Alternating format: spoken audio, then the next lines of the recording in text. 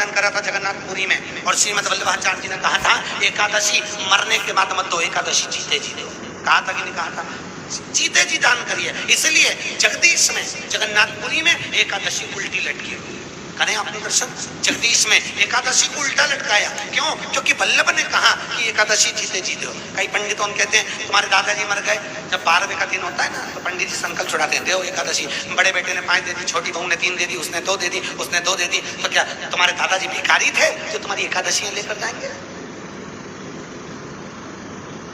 और तुम कौन होते हो दादाजी को एकादशी देने वाले? तुमने कौन सा इतने पुण्य कर लिए जो तुमने एकादशी दे दी?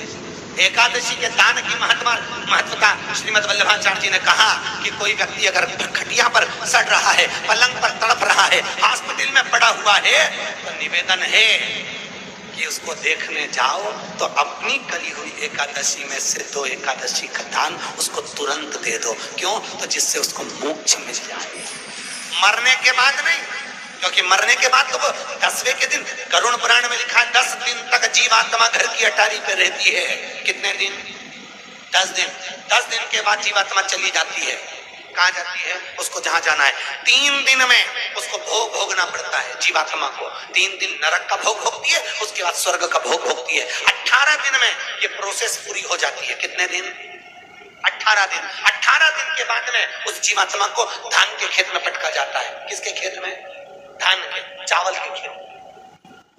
इसलिए कहते हैं एकादशी के दिन चावल मत खाओ। कहते कि नहीं कहते? और क्या कहते हैं? द्वादशी के दिन चावल खाना जरूरी है। एकादशी का पालना करना है तो द्वादशी को चावल का एक रस खाओ, तब द्वादशी को चावल खाओगे तो एकादशी लगेगी।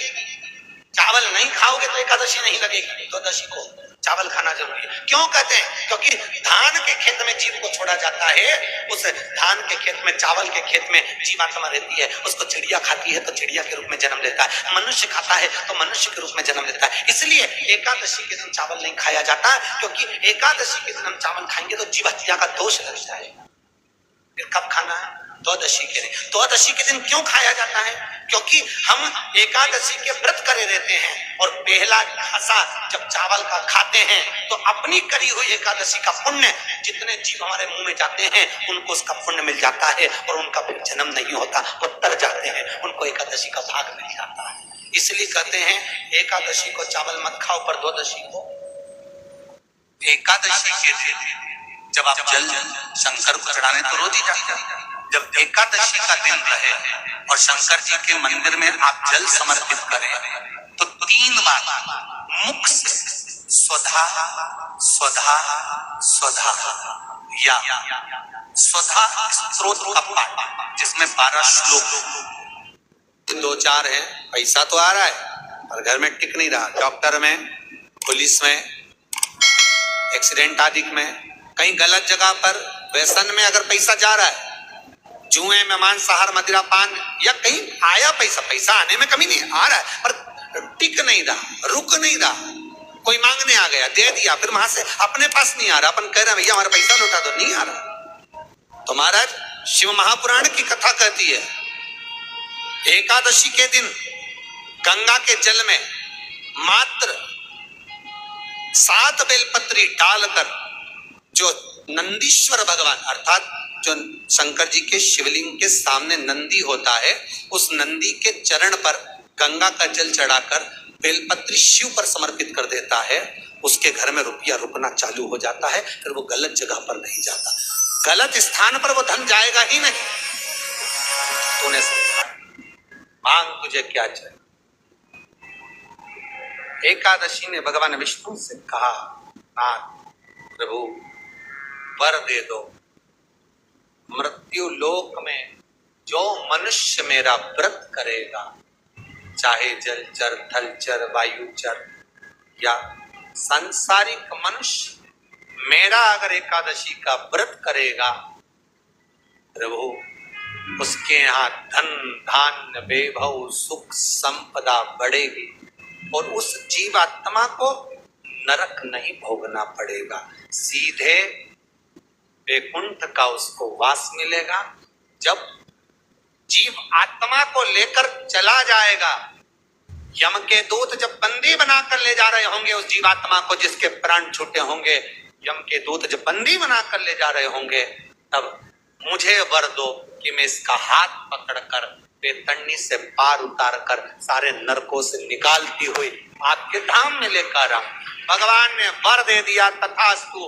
हे एकादशी सुनो, मृत्यु लोक का मनुष्य अन्न का त्याग कर कर, क्योंकि अन्न में एकादशी के दिन पाप पुरुष रहता, अन्न का त्याग कर कर एकादशी के दिन जो मनुष्य तुम्हारा व्रत धारण करेगा, उस व्रत को करेगा और उस व्रत को धारण करेगा, उसकी मनोकामना पूर्ण होकर वो मेरे ही धाम को जाएगा। ये तो हुआ एकादशी के जन्म की कथा। एकादशी के दिन गंगा के जल में मात्र 7 बेलपत्री डालकर जो नंदीश्वर भगवान अर्थात जो शंकर जी के शिवलिंग के सामने नंदी होता है, उस नंदी के चरण पर गंगा का जल चढ़ाकर बेलपत्री शिव पर समर्पित कर देता है, उसके घर में रुपया रुकना चालू हो जाता है। फिर वो गलत जगह पर नहीं जाता, गलत स्थान पर वो ढंग जाएगा ही नहीं। बेटा अगर व्यसन में पड़ा हुआ है, मदिरापान में पड़ा हुआ है, मांसाहार में, जुए आदि में जा रहा है, तुम्हें लग रहा है कि मेरा बेटा गलत मार्ग पर जा रहा है, ये मित्र दोस्ती गलत हो रही है, वो सही जगह पर आ जाए। करना है एकादशी।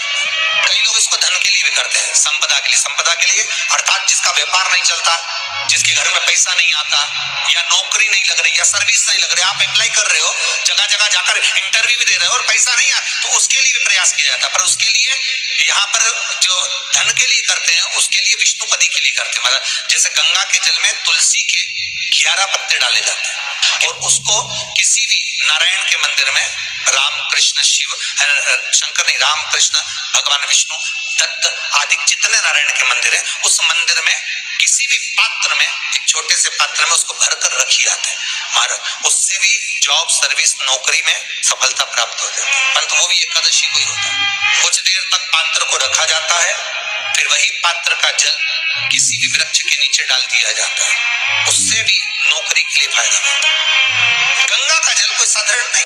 दशमी, एकादशी और द्वादशी, इन 3 तिथियों पर एक रोटी में थोड़ा सा मीठा रखकर सोमक पितृ का नाम लेकर यदि गाय को खिला दिया जाता है, तो अगर कोई पूर्वज प्रेत योनि में भी पड़ा हुआ होता है, अटक रहा होता है, जिसको पिंड नहीं मिला, जो अचानक मर गया होता है, अधोगति में चले गया होता है, उस जीव की मुक्ति दशमी, एकादशी और द्वादशी 3 दिन सोमक पितृ का नाम लेकर रोटी में, पूड़ी में मीठा रख कर गाय को खिलाया जाता है। ये 3 दिन तक तो वो पितृ कभी भटकते नहीं है, उनको मुक्ति प्राप्त हो जाती है, मोक्ष में।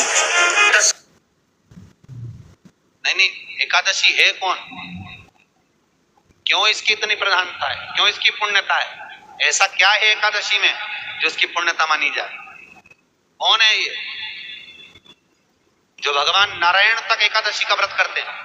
सुभद्रा जी को भगवान जगन्नाथ ने, जगदीश ने एकादशी का व्रत कराया था। बद्रीनारायण भगवान को माता लक्ष्मी ने एकादशी का व्रत कराया था। क्यों?